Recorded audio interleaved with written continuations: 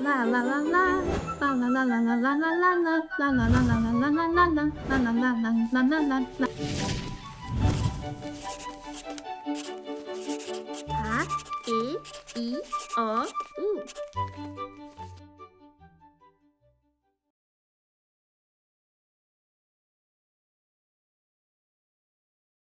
Olá, eu sou a Débora Munhoz Barbuni, sou professora de música há mais de 20 anos e hoje nós vamos conversar sobre letramento musical. Mas não será uma conversa teórica. Eu quero mostrar passo a passo como que nós podemos transformar uma única música em uma experiência musical completa. E para isso, eu vou utilizar uma obra que eu gosto muito de trabalhar com as crianças. The Syncopated Clock, de Leroy Anderson. E eu quero começar com uma ideia de Rubem Alves que sempre me faz refletir. Rubem Alves escreveu sobre escolas que funcionam como gaiolas e escolas que funcionam como asas. A gaiola limita. A asa oferece condições para descobrir, imaginar e criar. E eu acredito que a musicalização também pode seguir esses dois caminhos. Nós podemos ensinar as crianças apenas a reproduzir movimentos, cantar canções e repetir ritmos. Ou podemos ajudá-las a construir uma relação verdadeira com a música. Uma relação em que elas escutam, levantam hipóteses, experimentam, fazem escolhas, criam e comunicam as suas ideias. E eu quero fazer agora uma pergunta para você. Se quiséssemos ensinar uma criança a amar literatura, começaríamos mostrando apenas as letras do alfabeto? Ou começaríamos contando uma história encantadora? Provavelmente começaríamos pela história. Então agora eu quero fazer outra pergunta. Se desejamos que uma criança construa uma relação verdadeira com a música, por que começaríamos apenas pelas figuras rítmicas, pelas claves, pela partitura? Antes do símbolo, existe uma linguagem. Antes da escrita, existe uma experiência. Antes da partitura, existe uma criança que canta, que brinca, que escuta, que sente, que imagina, que investiga e atribui significado ao som. E é nesse contexto que eu compreendo o letramento musical. Carl Orff, um dos maiores educadores musicais, disse: experimente primeiro, intelectualize depois. Edwin Gordon, um grande pesquisador da educação musical, disse: a música é aprendida da mesma forma que a linguagem. Ou seja, quando pensamos em linguagem, ninguém espera que um bebê aprenda a ler antes de ouvir, falar e interagir. Com a música deveria ser igual. Antes da partitura vem a escuta.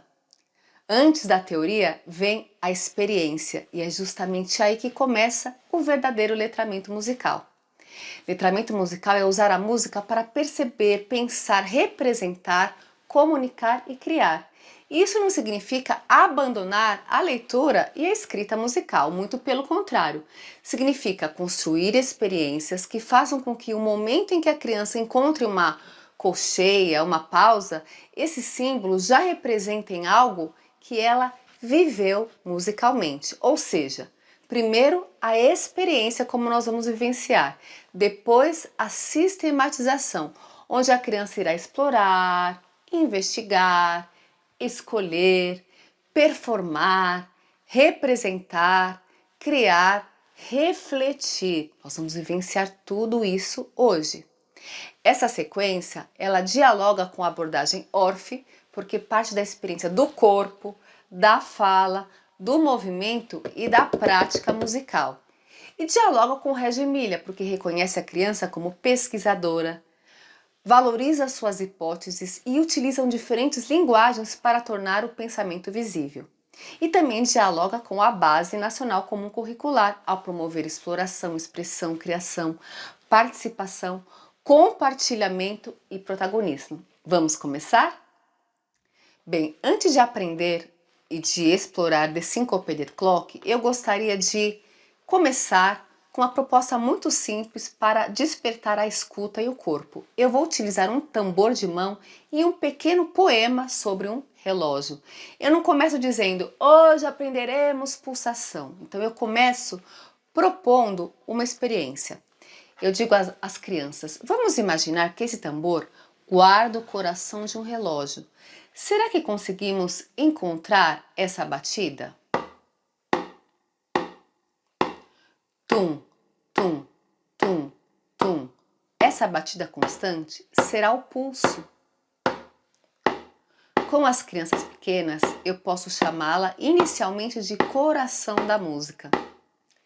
Primeiro vivemos, mais tarde damos nome ao conceito. Agora eu recito o poema mantendo o pulso no tambor. O nome do poema é Relógio Passeador. Vamos marcar o pulso constante. Tic-tac, tic-tac, o relógio vai andar. Tic-tac, tic-tac, vai parar.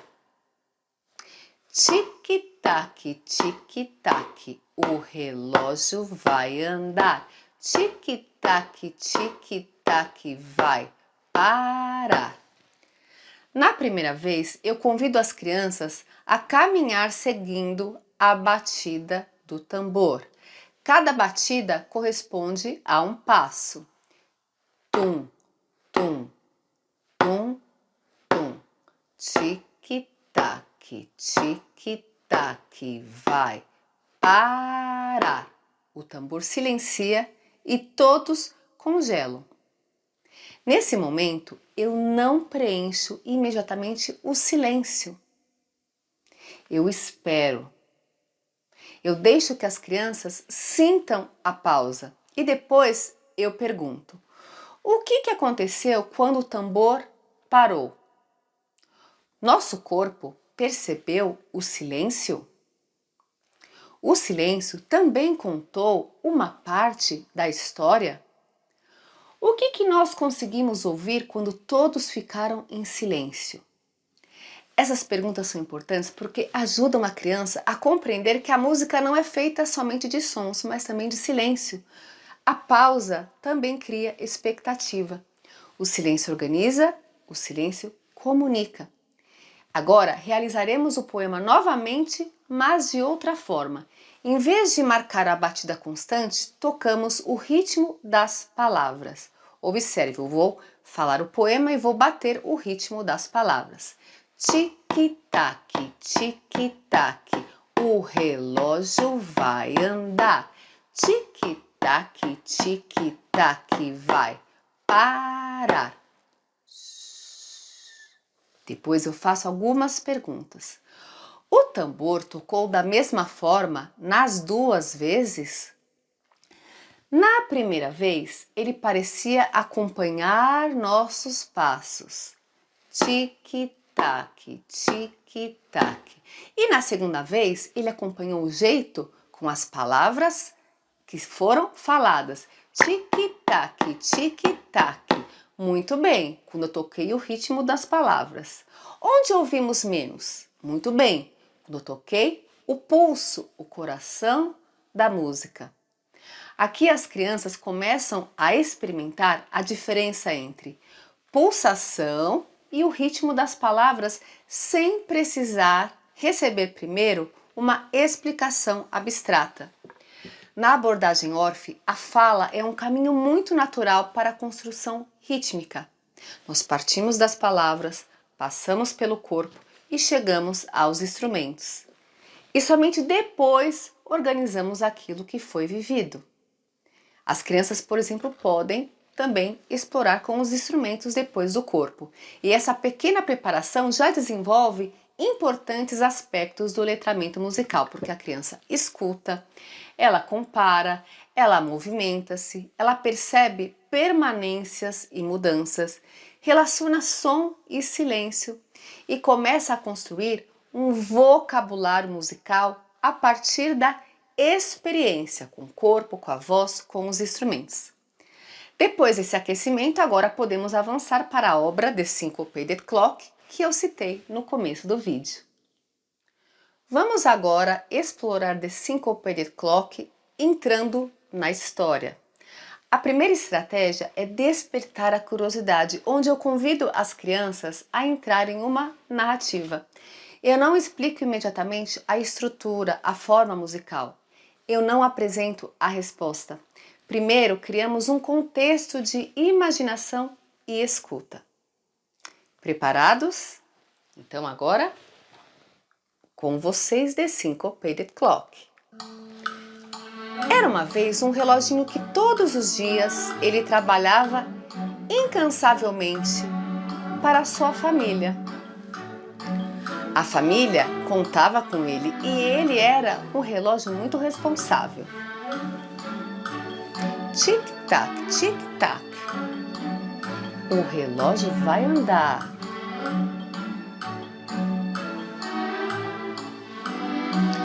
Mas de repente ele ouviu uma música tão maravilhosa que ele ficou encantado, olhando aquela música tão bonita. Mas logo ele falou: "Ah, a minha família conta comigo, eu preciso me concentrar." E o tempo foi passando e a família estava dormindo.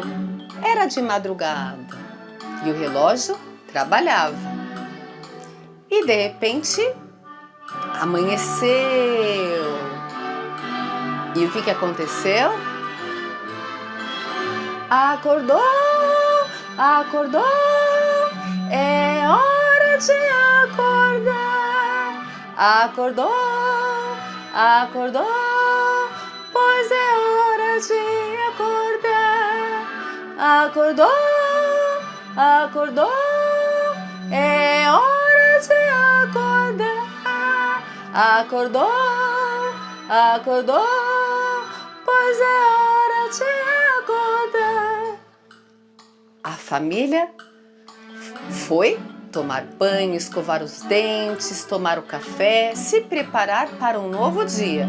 Enquanto isso, o reloginho continuava orgulhoso de ver que ele tinha cumprido mais uma vez o seu papel.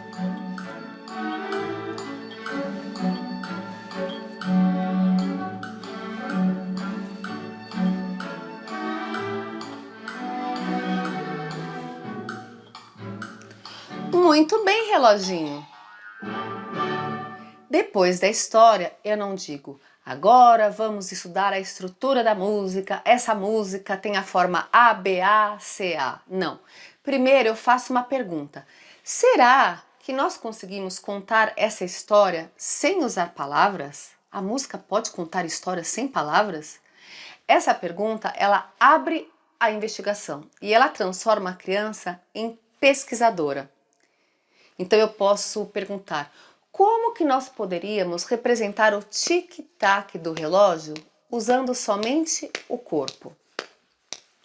As crianças podem sugerir estalos, pam, dam, pam, pam, pam, pam, para, pés caminhando, batidas com os dedos.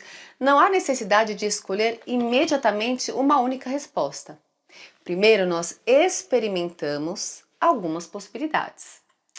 Depois, eu posso perguntar como nosso corpo poderia representar o momento em que o relógio escutou a música e começou a sonhar. Talvez as crianças façam movimentos mais amplos, talvez balancem o corpo, sabe, naquele momento que o relógio escutou a música e ficou encantado? Pois bem, qual que é o movimento que representa? Ah, vamos girar, vamos utilizar as mãos para desenhar a melodia no ar. E aí eu pergunto, e como que o corpo pode mostrar o despertador, quando na música era a hora do relógio despertar? E aí pode surgir uma palma forte, um salto, um movimento de abertura, um gesto inesperado. O importante é permitir que as crianças investiguem possibilidades. E aqui está uma contribuição importante da abordagem Reggio Emilia. O professor, ele não precisa abandonar a sua intencionalidade. O educador, ele sabe quais elementos deseja explorar, mas ele não precisa controlar todas as respostas. A liberdade acontece dentro de uma estrutura pedagógica cuidadosamente organizada. Nesse momento, as crianças já estão investigando muitos elementos musicais, como pulsação, repetição, contraste entre as partes da música, mudança, movimento, forma a estrutura musical, timbre dos sons, dos instrumentos, intensidade, forte e fraco, som e silêncio. Mas esses elementos aparecem dentro de uma experiência com significado. Depois da exploração corporal, apresento alguns materiais.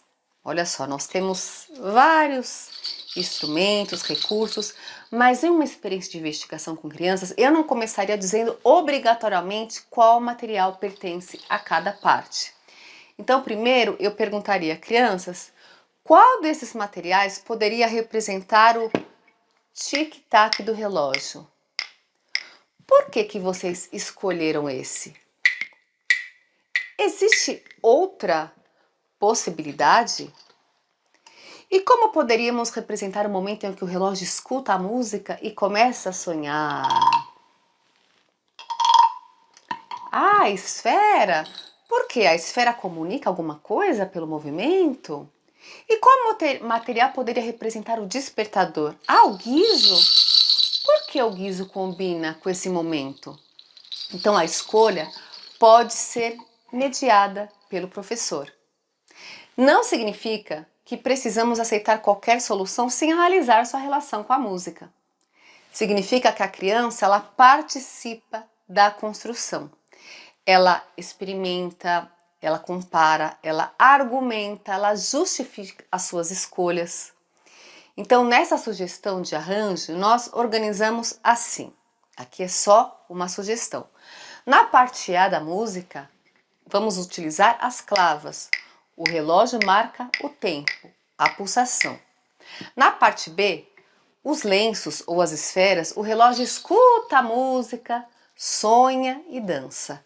E na parte C, no momento do despertador, nós vamos utilizar o guizo, onde a família acorda. Agora nós temos uma proposta com instrumentos, mas ela não surgiu apenas como uma ordem dada pelo professor. Ela foi construída a partir da escuta, da história e da investigação.